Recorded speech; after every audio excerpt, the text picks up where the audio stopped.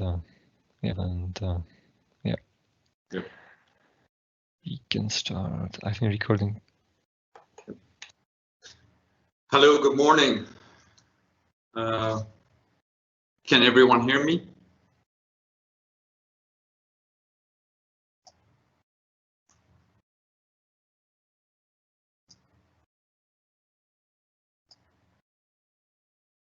We'll just give it a couple of more minutes and then we start.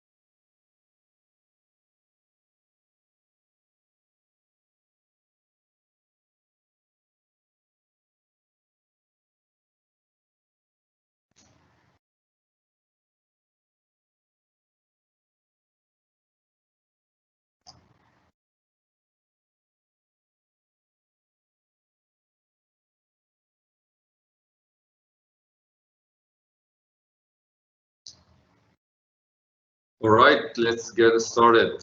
Good morning, everyone. Thank you for taking the time to attend this webinar. My name is Mohammed Mahmoud. I'm a Senior Solution Architect with the Dynamics 365 Fast Track team.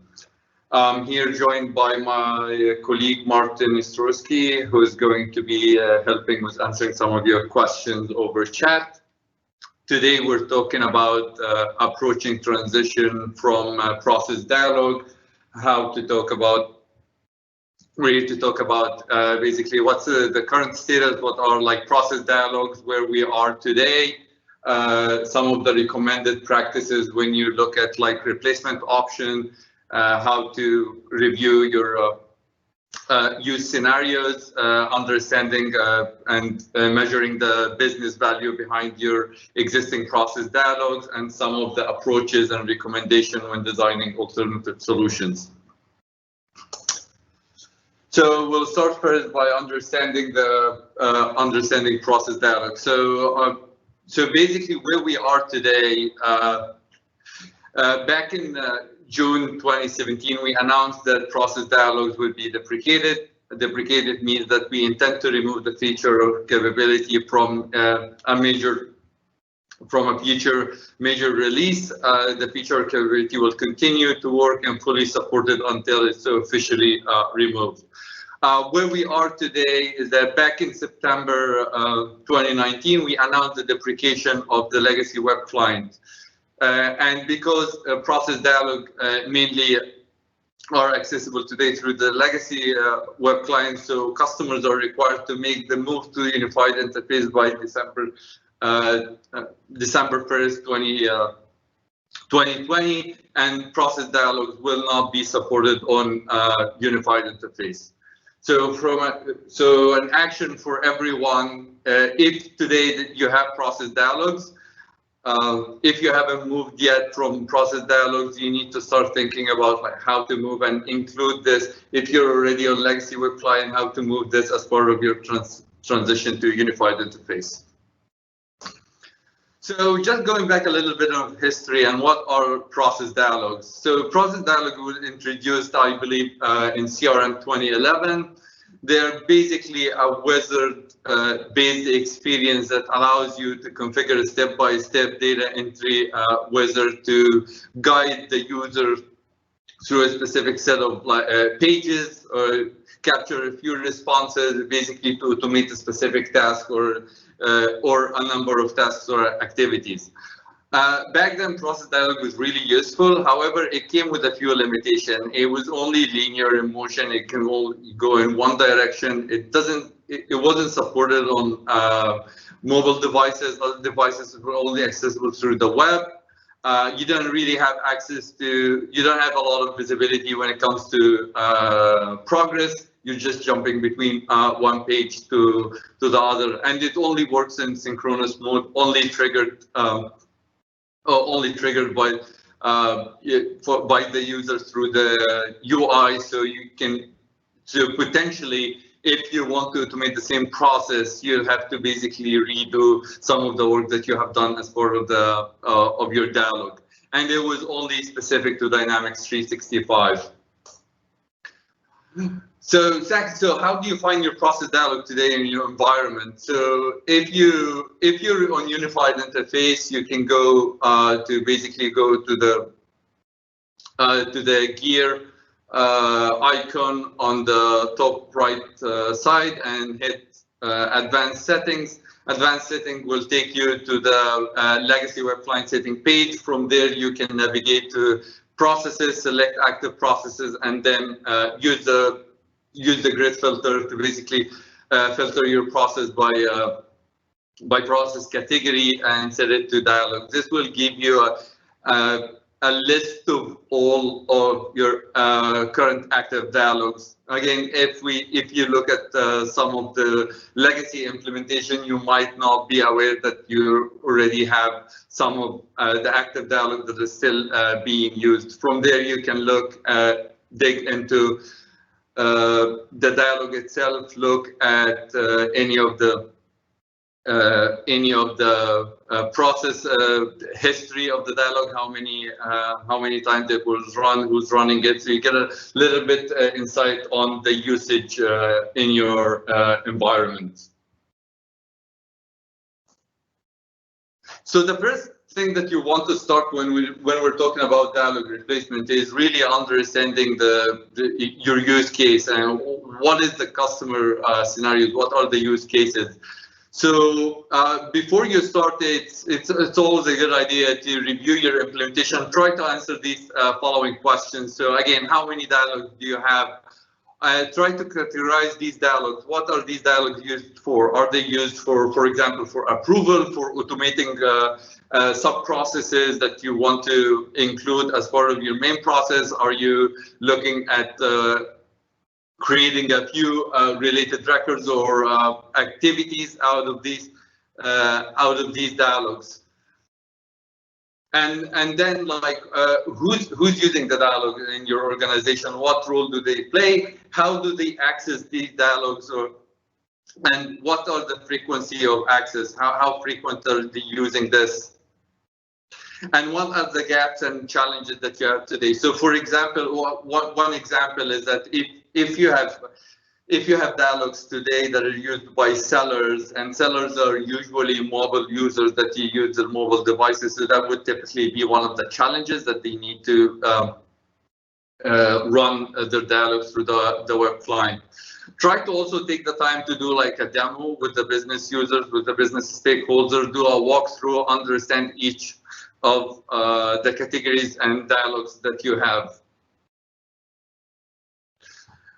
Another thing to look at is also understanding the border process behavior. So as part of those walkthroughs and this evaluation, it's so important for you to understand how dialog have been used in the border context of your business process. So the best solution for you might change depending on this scenario. So it's really a question of like, what is the business process needs? Because it might be that you're looking for like just a straight dialog replacement, but you might also be looking at overhauling your business process to leverage some of the new features that we have that might eliminate the need to have a dialog to begin with. So the second part is really measuring the business value. So once you're done with understanding where how many dialogs you have, how users are using it, the categories and all of that, so you need to also understand the business value and how important these dialogs are in your migration effort. So get a good understanding of how process dialogs are used today, the benefit of using them, and any challenges of gap in satisfying your business requirement. In addition, You also want to define some of the KPIs to measure your transition. So like how some of the KPIs such as like time, speed, accuracy. So these things like how effective, so that you can measure your alternative approaches and how effective they are in satisfying your business requirement and potentially eliminating some of the gaps that you already have with the process dialogues today. This is one good example of a template that you can use as a baseline for your transition dialogue planning. So if you look here, so you basically start breaking down your dialogue into categories, business scenarios, prioritization based on the feedback from the business, what's the border business process, what's the current state, what's the expected results. I'm not going to go through each one of these columns, but this will be made available for you later on. But think about your adoption when you're looking at transitioning from process dialogue, and always engage the business as you design and as you go through the designing and experimenting with the different approaches. You want to make sure that the business are involved as much as possible. You're running the new experience by them and capturing feedback. Document any potential gaps from a product or a platform standpoint. Any gaps, any bugs, or any concern, make sure that you reach out to Microsoft support to log these as soon as possible. And if you're a fast track customer, if you're engaged with fast track architect, make sure that you raise those concerns, gaps, or blockers to your fast track architect. Okay. Next, we're gonna talk about categorization and recommended solution for every category of pattern that we have seen. Again, these are just to reiterate on some of the design best practices. Again, just reiterating what we have just discussed. Evaluate whether that you're going to develop a migration answer versus a full adjustment, and that really is driven from understanding that border business process that your existing dialogues is part of, and do you really just need to a mitigation answer, a one-to-one replacement approach, or you could potentially have a full adjustment to your business process. Again, build a POC, proof of concept example for the solution before committing to any specific final outcome. Gain business feedback throughout the design process. And for consistency, you want to basically try to have a guideline for each category of dialogue replacement. So, for example, if you're using that, if you have a one or two dialogues today that they trigger a sub process, you want to basically have one to try as much as possible to have one approach for triggering sub process. Similarly, if you have if your dialogues if you use dialogues today, for example, to run approval processes, you want to have like one specific approach to manage approval. Of course, there are always some exceptions, so that is fine, but it's a good practice to basically have a guideline for each category, and then depending on the business use case and the business scenario, you might have one or two exceptions. All right, so let's really look at the dialogue classification. So throughout our engagement, what we have seen is these are some of the common dialogue patterns that we have seen with most of our customers. So the first and foremost, this is probably the most popular one, is a wizard-like experience, and this is really aligns with what the dialogue were meant and designed to be to begin with. And that's basically a series of steps and conditions organized in specific order that the user needs to complete or achieve a certain goal. So and this really is, I would say, 80% of what we see when we're looking like to active dialogue usage. The second one that is really popular is also approvals. So again, triggering an action for a user to specifically approve or reject a request, and that inherently basically takes this approval and start a sub-process to get these records approved. The third one is sub-processes, and this could potentially be if you're, for example, if you're managing a case or if you're managing an opportunity, you'd likely, in a case scenario, you would likely trigger an investigation or a research. So you would want to run your dialog, and it will basically go and create related records that they will have their own processes to complete. Another popular pattern we have seen is really to emphasize on a specific set of information that you want to capture as part of the your record. So, for example, if you want to specifically like provide a reason to override the status for a case. So these are like capturing those critical information is one usage that we see as well. And also critical process steps, so that review and confirm a critical process decision that could have a broader impact. For example, like if you wanna escalate your case, so you could potentially have a dialogue that would escalate the case along with providing a little bit more details, like why are you escalating the case, add a few comments, select a reason for the escalation, and so on.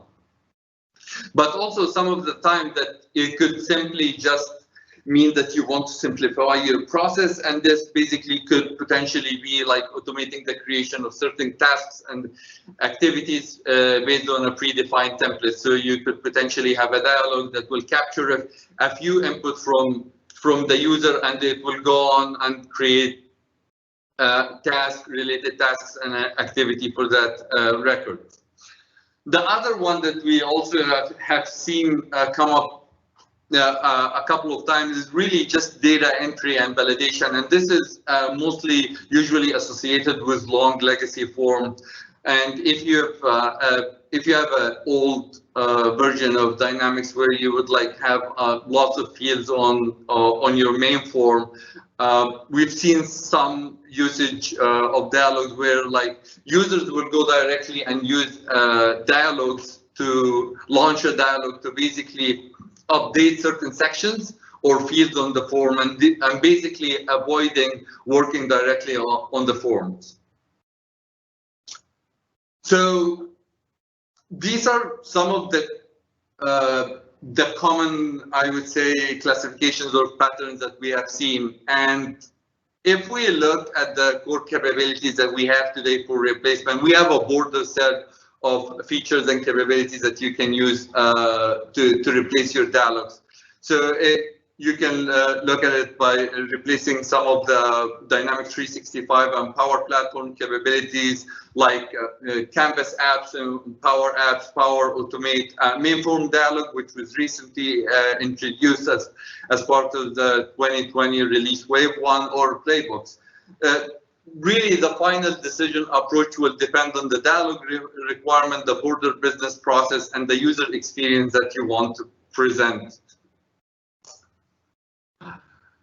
So this is sort of like a guiding metrics that you can use as a starting point to evaluate your approach to designing a replacement for a process dialog. So, for example, if you want to have a wizard-like dialog, a Canvas app or a business process flow would probably be a good starting point. Again, this is not a definitive replacement guide, but really a good starting point for you to start thinking about that. So, for example, for approvals, it's a good chance that you probably can leverage Power Automate because it has a native out-of-the-box approval process, and it comes with over 150 approval templates. So you're likely to be able to find what you're looking for as one of these templates, or you can even create your own approval process from scratch with a configuration point and click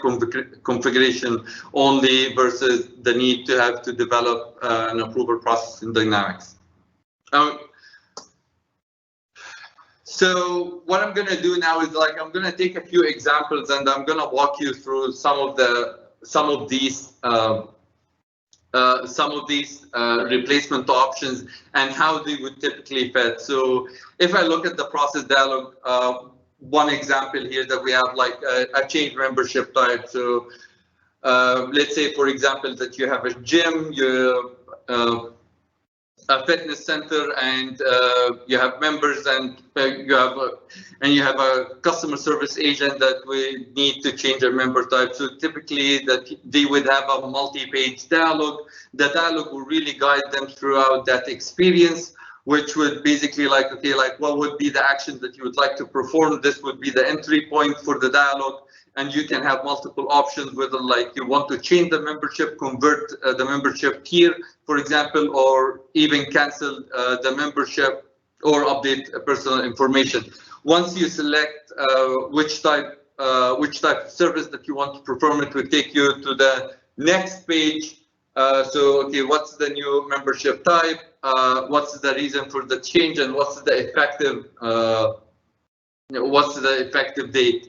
And then you would have like a final confirmation page in the dialog that would say like, okay, confirm what you have selected, add some comments or notifications, for example, notify the customer, yes or no, and then you complete the dialog, and the dialog will basically start executing the sub processes in the background to do the change. So if we want to replace this in a like-to-like wizard-like experience, probably a standalone Canvas app is probably a really good starting point for you. So you can use the low code.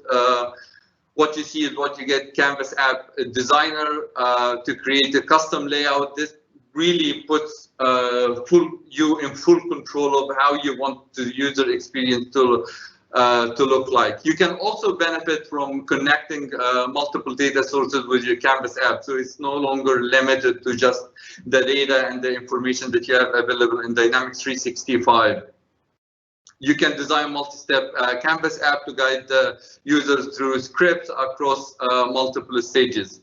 And really, Canvas apps are really flexible enough that you can tailor the design to your needs. As we can see here, this is just a pop-up of a Canvas app that is really, it's fully customizable. You have all of the options on the left side of the Canvas apps, and then you can have multiple stages per each action. So some of the recommendation when it comes to standalone Canvas app. So you want to still have, even though it's a standalone Canvas app, you want to embed that user experience right into Dynamics. So these are like really high level guidance to how you would go about, and once you've done embedding your once you have done creating your Canvas app, how to go about and embedding it in your Dynamics 365. So you can use ribbon configuration tools such as ribbon workbench to create a new command bar buttons. In a simple scenario where you just have one app, you could potentially just add a new command button with a new command definition to execute a JavaScript function. Now, if you do have multiple dialogues and you would need to have multiple Canvas apps to meet the needs of your existing business requirement, you can use the command bar dynamic menu, which is the fly out menu, to display multiple apps. And you can also automate the configuration of this by having a custom entity where you can have the association between your Canvas apps and entities in Dynamics 365. You can dynamically load the command bar fly out menu, and this is a link to how to create and configure a dynamic ribbon, a command bar button. You can use the open URL function to launch your Canvas app, and you can also use that to pass on the existing record ID as a query string to your Canvas app, so the Canvas app gets the context of the Dynamics record and preload any or set the default values if needed. As a recommendation, start with a new Canvas app for each process dialog, and depending on the complexity, you might be able to combine these dialogs into a fewer or one Canvas app. Another option to look at, so what we have discussed now, it would basically launch the Canvas app in a new tab or a new browser window, depending on your browser settings. An alternative for that is to basically embed your Canvas app in a web resource, and you can embed your Canvas app in a web resource and use the navigate to client API to launch the app in a model experience. So this is how it will look like. Note that the user must use the close button highlighted here in the screenshot in the upper left, in the upper right corner to exit the model dialog experience. But also something to consider is embedded Canvas app. So for example, if the users are going to use this app frequently, so you might actually consider embedding the Canvas app on one of your forms. You can use a role-tailored, role-based form to basically have those embedded Canvas apps available for a specific set of specific group of your users. And with that, you can also go beyond than just replacing the dialog and leverage the full experience and capabilities of Canvas app to enhance the user experience in Dynamics 365. You're able to also potentially embed and surface data from other and information from other data sources in your Dynamics 365 form.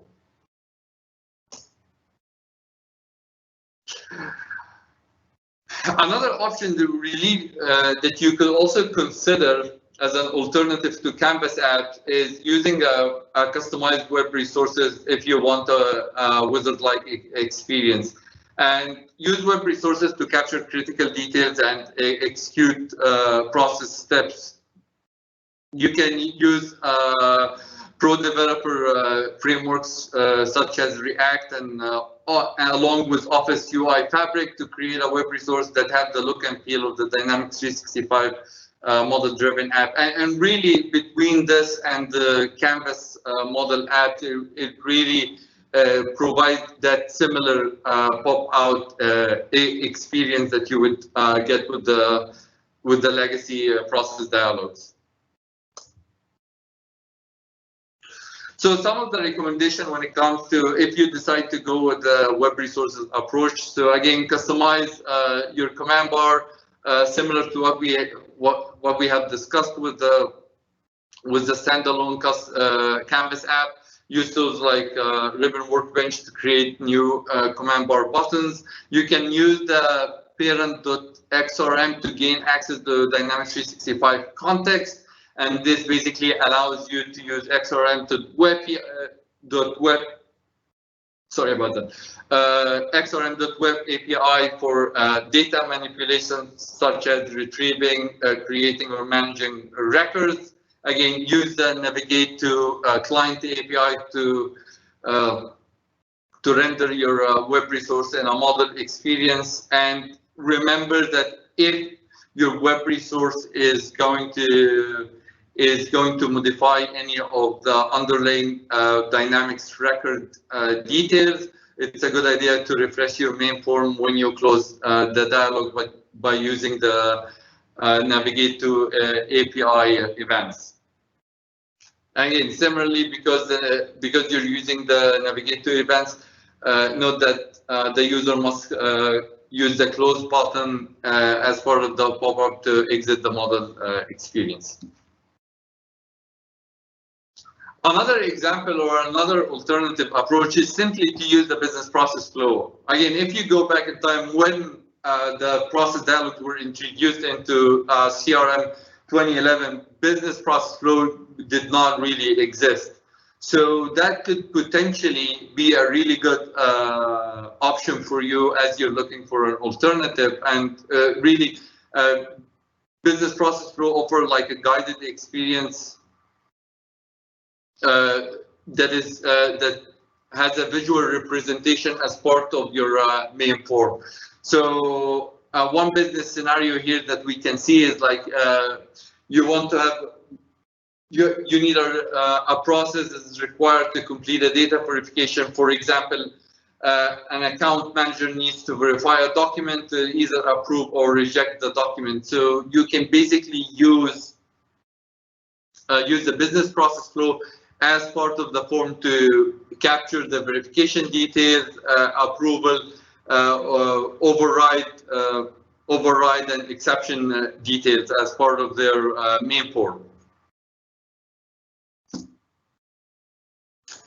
Another good option is quick create form. This is extremely useful when you want to trigger a sub process. For example, relationship managers need to assign his account or accounts over to another manager. So the manager is required to raise an assignment request and specify the reason for the request along with any other required details. So really at that point, really it just a simple configuration of the quick create form will definitely achieve that. Then you can have manipulate the quick create form. You can apply some of the business rules that you need as part of that form. Another example to create to trigger a sub process is using the main dialog form. So main dialog forms is a new feature that we're introducing with the 2020 release wave 1. It's available today as part of the early access. And what main dialog basically do, it allows you to render the entity's main form with no additional changes or no form type. So basically, if you already have a main form for your sub process for your request, for example, you can leverage the same form along with all of the configurations that you have done. For example, all of the business rules, all of the business process flows, and you can surface this in a model experience without navigating away from your main form. So here is, for example, I have my account form, and if I want to add a new contact, I can basically just click add new contact, and it will pop up the main contact form for me to fill in the details, and then hit save and close. Another option is also combine the main form dialog along with the business process flow. So in an example where you're looking at your customer profile and then you want to raise a support ticket or a case, you could potentially easily have a command bar with shortcuts to some of the default types of service requests or cases, and from there you can default some of the fields on the information request or the case form, and once you have created this, right from within the model experience, you can save the new record as well as start using the business process flow as part of the same experience. And once you're done, you basically hit close on the main form dialog, the pop-up dialog, and to return back to your main record form.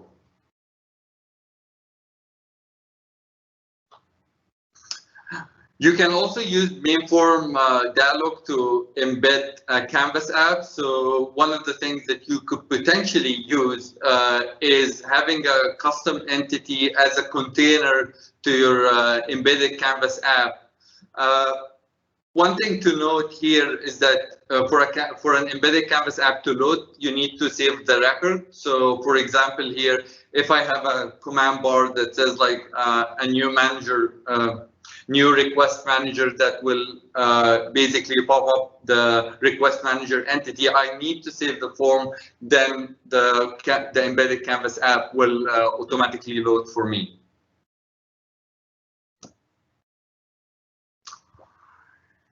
For dialogues that you use for approvals, Power Automate is really a good starting point for you. So Power Automate includes approval templates that you can use to meet your requirement. Playbooks is a feature that we released it last year as part of our sales app. And what it does is basically capture the organization best practices as they respond to certain events. So Playbooks can streamline and automate recurring tasks such as renewing contract or respond to any specific events, such as like if you're managing an opportunity, or if there are changes in the stakeholder and the stakeholders that you're dealing with the customers. So if you have certain tasks and activities that you want to automate, Playbooks would definitely be a good fit for you. One of the examples, again, a decision maker leads an organization while the team is working on a deal with that decision maker. So you could potentially use a Playbook template to define certain tasks and activities for your team, for the opportunity owner to start addressing and connecting with the new decision maker or the new stakeholder.